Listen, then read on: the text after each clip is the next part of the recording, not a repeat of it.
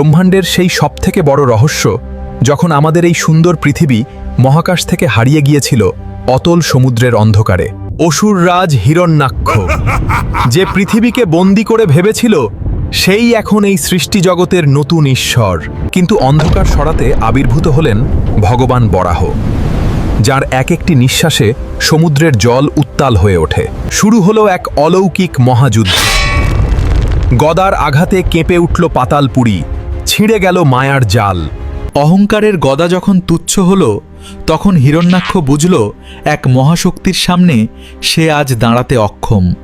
এক অমোঘ আঘাতে চূর্ণ হল অসুরের দম্ভ, শেষ হল এক মায়াবী দানবের অধ্যায়। অতল অন্ধকার থেকে পৃথিবীকে উদ্ধার করে নিজের দন্তে তুলে নিলেন তিনি। রক্ষা পেল সৃষ্টির প্রাণ, আবার ফিরল শান্তি, আবার ফিরল প্রাণের স্পন্দন। বরাহ অবতারের এই বীরত্বগাথা আজও অমর হয়ে আছে। আপনি কি জানেন, আজও সমুদ্রের গভীরে লুকিয়ে আছে এমন অনেক অজানা ইতিহাস, যা আমরা কল্পনাও করতে পারি না। এমনই সব রোমাঞ্চকর রহস্য জানতে সাবস্ক্রাইব করুন ফ্যাক্টস মিস্টারি বাংলাকে পড়বে। দেখা হবে পরের ভিডিওতে।